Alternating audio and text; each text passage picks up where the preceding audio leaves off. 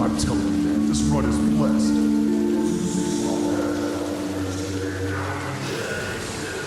I feel like we barely made it out of the dead mines.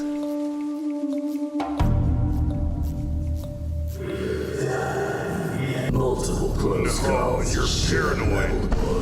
Our healer had mana the whole time, and you didn't even use your health pot. Plus, you got your new weapon out of it. Now come on, let's go buy you that sword training so you can put that thing to use.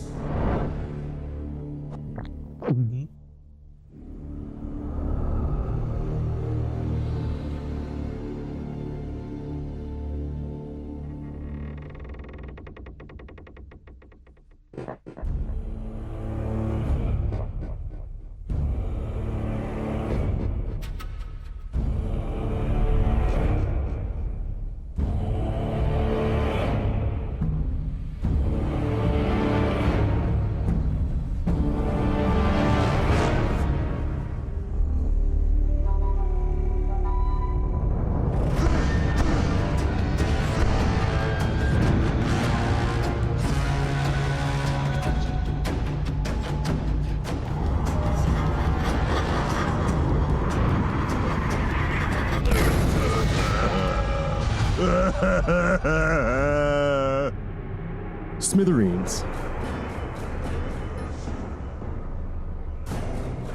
One of the better known ways to be blown.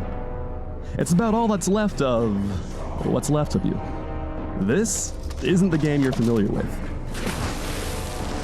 In this world, you're not a universe-saving demigod or the world's chosen champion. You're not even immortal.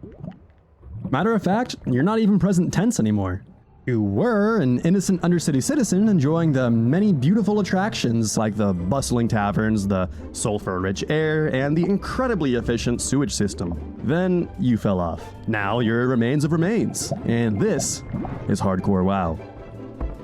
In this world, you are but one of many very expendable adventurers. With the endgame no longer even being guaranteed, the focus of the game shifts to the journey, which is much more interesting because at any moment you might lose the last 10, 20, 50, sometimes over 100 hours invested into your character. And if by some miracle you do make it to the end game, it just makes every single dungeon and raid that was previously trivial that much more stressful because your entire journey is just weighing on your shoulders, waiting for you to make a mistake.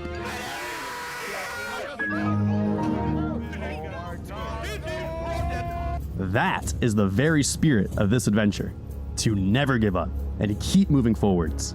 In this world, you choose your own adventure through sprawling, lore-rich zones. Every item you find, every friend you make, and every journey you survive serves as a testament to your triumphs because you know it all would have been over if you stumbled once. When you die, you don't just lose all your money, and you don't just lose all your items, and you definitely don't get to resurrect. When you die, you're dead for good. I mean, like, dead, you know, like double dead, all right? Like, you're dead twice.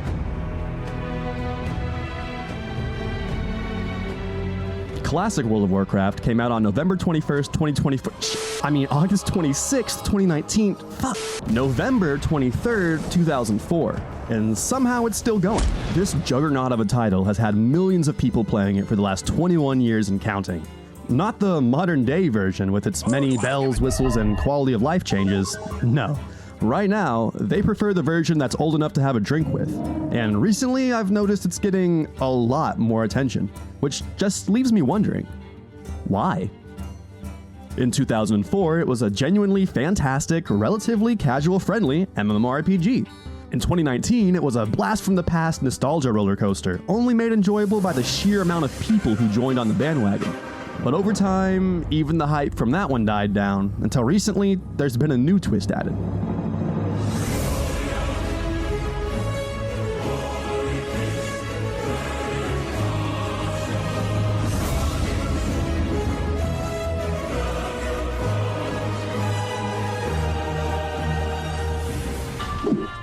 Shut the fuck up and go again, immediately. Death equals delete. When I was 8 years old, everything in-game was this scary naturally. The fear and intimidation created from the concept of losing all of your character's progress does an impressive job of imitating that childlike wonder for me. Hardcore can force you to approach every encounter with that whole extra level of care and attention. And as someone who's played this game for way too long, I feel like I've seen all that this world has to offer. But with the popularity of Classic WoW going up, I'm realizing I've never really stopped to smell the roses. Not since the first time I loaded in next to them. In all my years, I've never been quite as mystified with the game as I was discovering Azeroth for the first time while following the quest lines that connected their stories. Keep in mind, this is back in the early 2000s. Going in blind wasn't a choice, it was the standard. There were no guides, gameplay trailers, or content creators telling me how to engage with the world. Just, here you go, here's the world, have fun.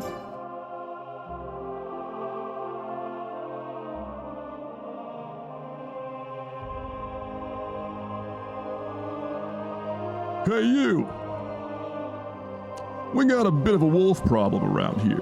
Think you can help us out? Yeah, sure, but how am I supposed to...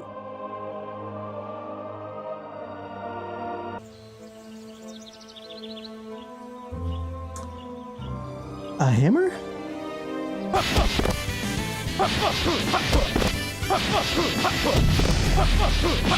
You've bought us a little time, but we've got even bigger problems to deal with now. Here, take these gloves.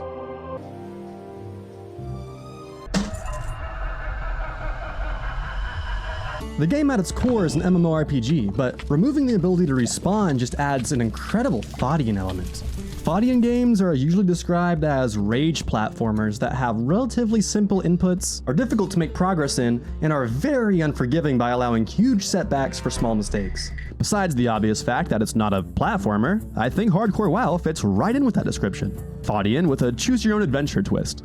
Instead of climbing up different floors to arbitrary heights, which can be lost by any mistake, you adventure through different zones to arbitrary levels, which can be lost by any mistake. It's like Baldur's Gate, but if it weren't turn-based and you couldn't fuck your teammates. And less. But there's much more to do than sell your body for pixels. Most aim to hit 60 by taking the safest routes, getting the best armor, and optimizing every item at their disposal. But not me. I want glory. The old-fashioned way. I want to create a legend. The legend of the bovine barbarian. This is the story of Soulstace.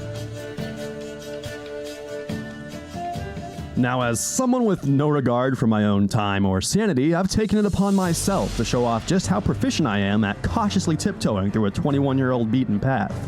The one life mechanic is such a simple spin, but it makes every inch of progress you achieve more rewarding. Every close call is more exciting, and every death is even more crushing. I forgot I couldn't breathe underwater. If you die, that is.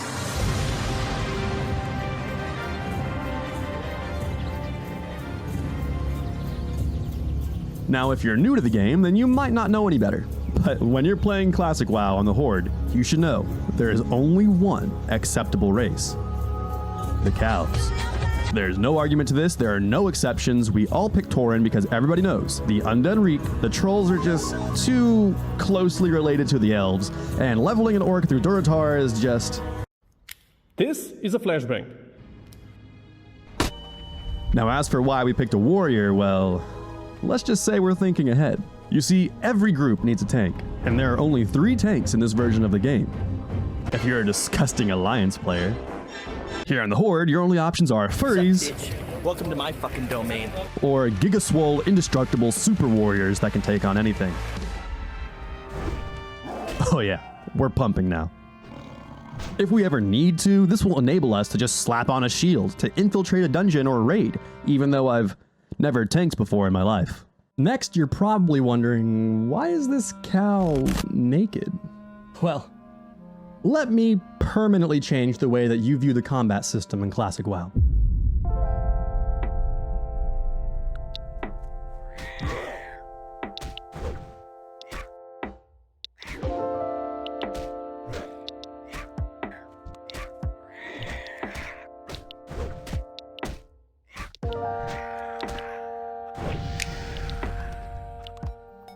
You see, one day, when trying to convince one of my best friends to try the game again, he turned to me and called it Cookie Clicker for Boomers.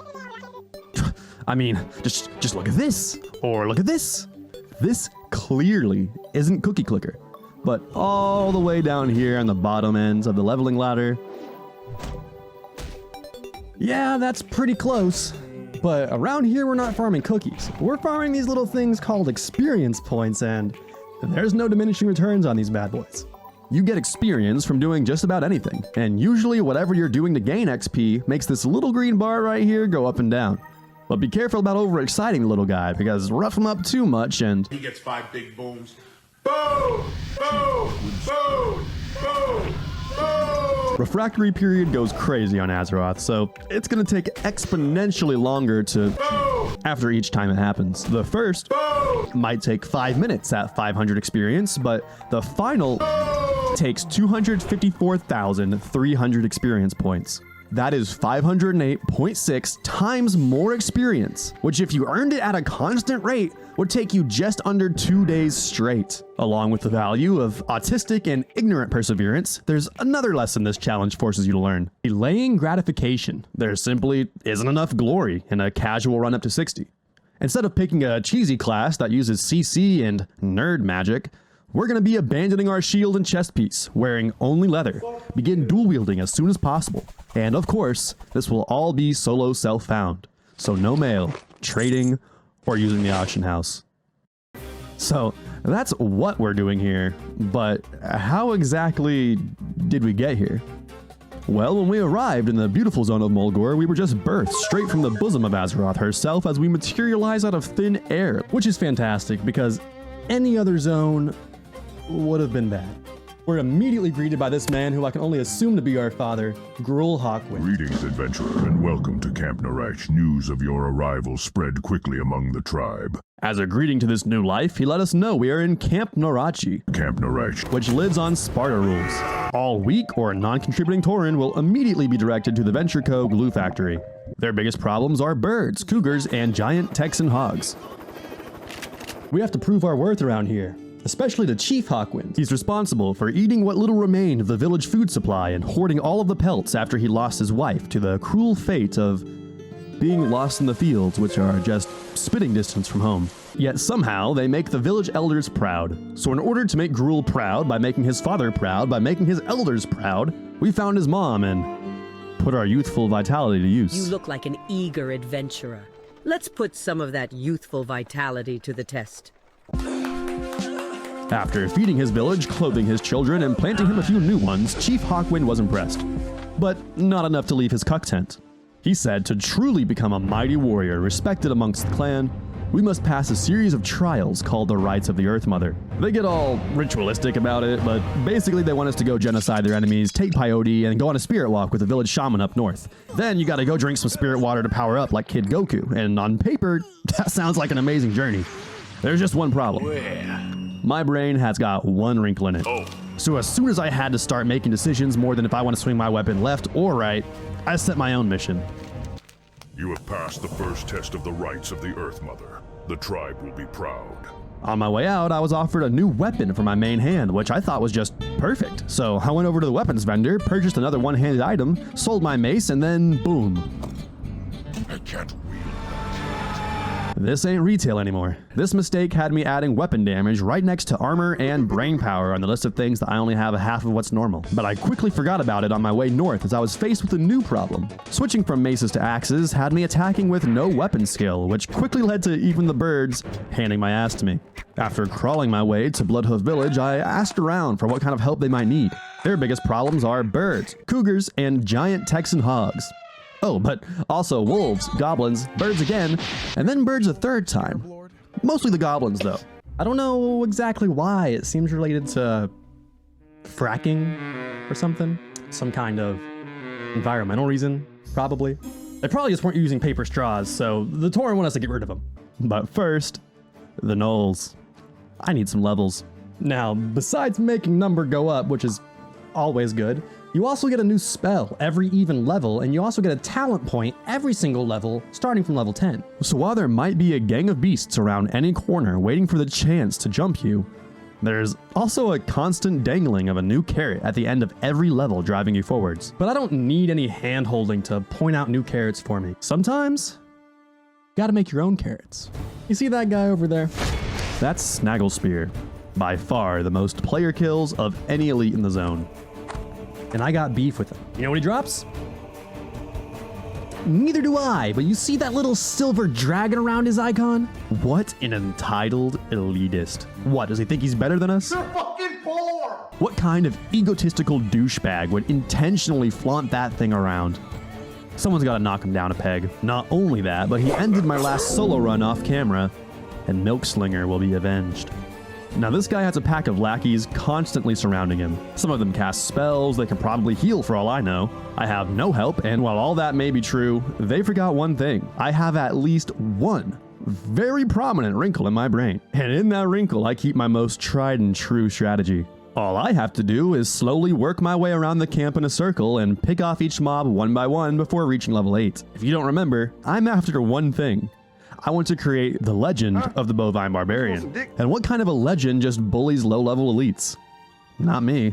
Not Soulstace. So I can't hit level 9 before fighting him. On top of all that, I also have to make sure I leave an escape path, just in case things don't go according to plan. I might talk like I'm set on a warpath, but in reality, it feels like I'm gearing up to play one of those cheesy stealth games where the enemies have the object permanence of a 1-year-old.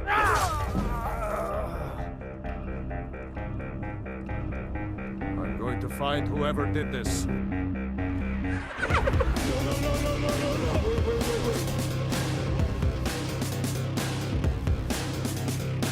Ah, this is fun.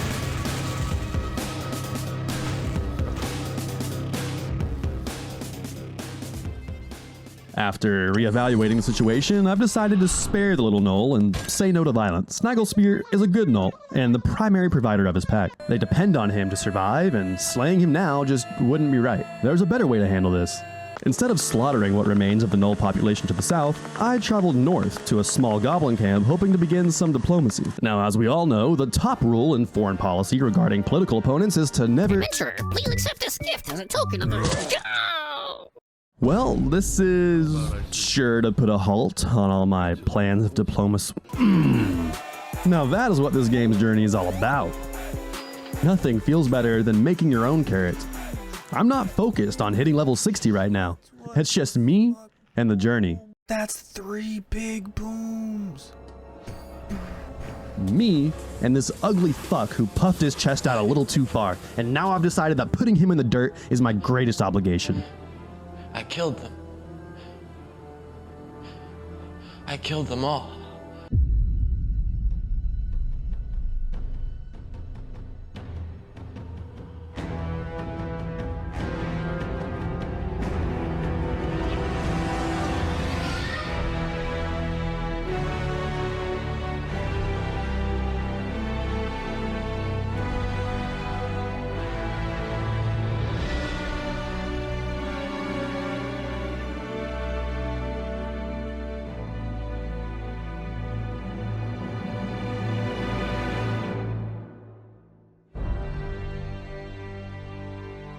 Phew.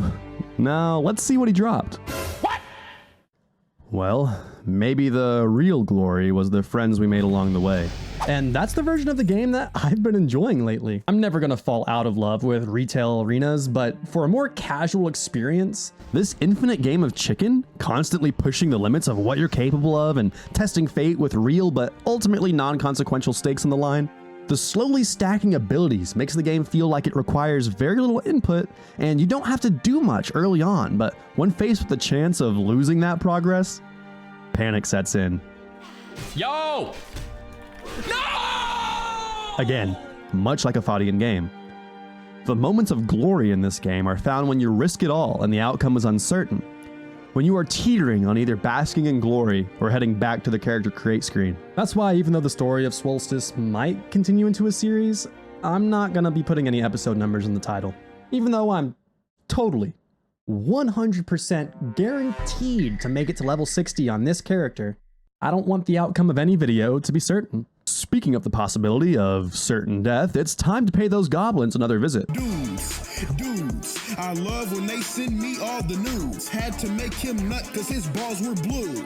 He didn't have a clue. Apparently we're after some guy called Fizzprocket? Yeah, no problem, I thought to myself. I'll just go over there and flatten each one of those pepper-nosed jolly green midgets. Oh, it's a cave. Huh, the guy they want me to kill is in a cave. If you've never played classic hardcore, caves are kind of infamously terrifyingly deadly. Now, I don't know about you, but I've never been a fan of those cave diving videos. I just don't get the appeal.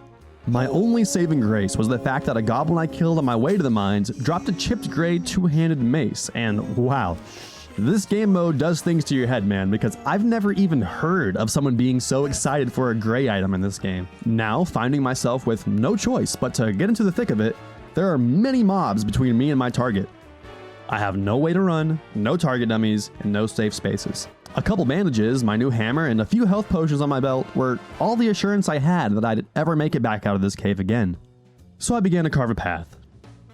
Slowly, digging through the mobs one by one, just praying they don't respawn behind me. It's scary, but the deeper in the cave I go, the more convinced I am that it's possible. Just keep breathing, hold a steady rhythm. I can work through this. I went from afraid of entering the cave to being thirsty for a trail of bodies to follow me into the back of it. But just as I thought I had found a safe corner where no mob would aggro on me, something out of my control happened. 2 new players just showed up on the same quest.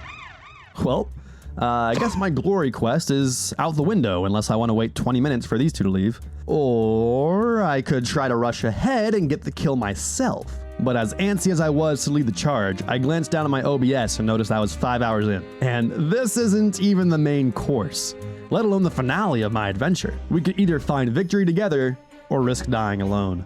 And dying here, losing all of this progress, would push this video upload back way too far. And that's saying something. So I was forced to do the unthinkable.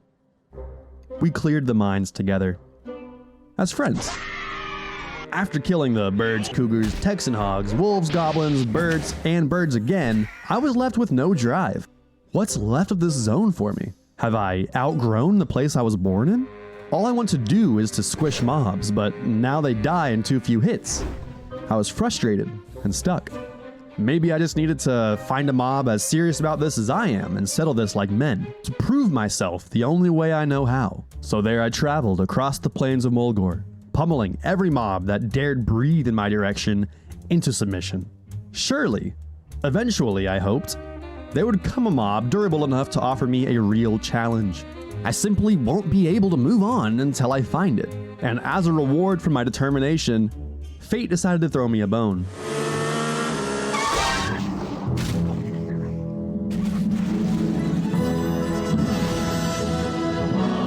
You look like you're working through something right now. I'm gonna get revenge on the elite that killed my last ult with my bare hands. Need to get the skill up. Get his ass. Good luck. Under pressure from talking to a real person, I forgot I already got my revenge. But even though he didn't know which elite I meant, he was right. I should just go get his ass. I'm Soulstace, for crying out loud, not ThinkStace, not SmartStace. Soulstace. I was set in this zone to do 2 things. Get really big and hit really hard. So after I redeemed my previous life against Snagglespear, I asked myself, what's the biggest thing that can take the most hits in this zone? I need something big. Something to assert dominance. To show that this bull is him. Now, Snagglespear and his classy silver dragon were just one of several elites roaming around my hometown. And I think it's time to put one more of these walking aura farming opportunities into the dirt. So let's throw them all up on. That's so lame. Oh well. Oh wow, what do you know? It landed on the biggest, baddest bitch in all the plains. Sister Hatelash, the highest level elite in the zone at level 11. She can cast Lightning Bolt, Lightning Shield, and she's also surrounded by other bird bitches that all share her kit, which would be intimidating if that weren't the same description of the last bozo with a silver lizard around their frame. So to make the challenge more interesting and the chicken more tasty, I'm about to defeather her with nothing but my bare hands and 11 secret herbs and spices to prepare some of the finest fried chicken on this side of the Great Sea. With this kill, I will officially be made head honcho of Mulgore, or be sent back to level 1. losing all my years of progress. Nope.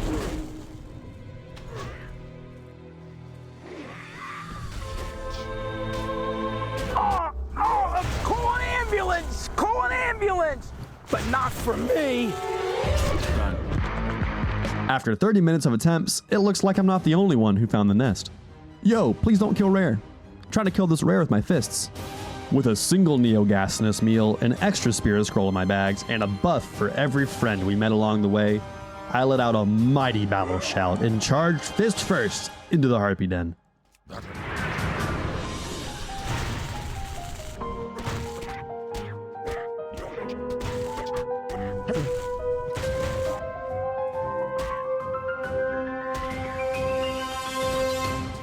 Health warning.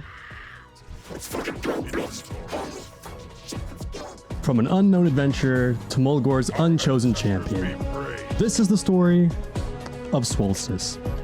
With 49 levels to go, we will be taking every challenge, threatening every elite, and risking it all.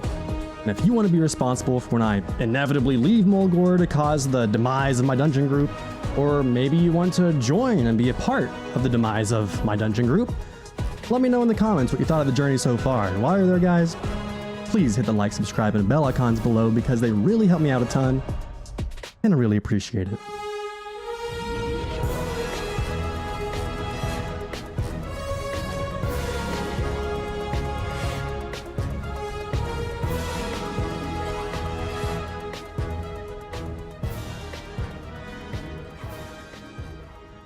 Oh man, I'm gonna have to voice act this guy. Oh man, what does a goblin sound like? Adventurer. You know, like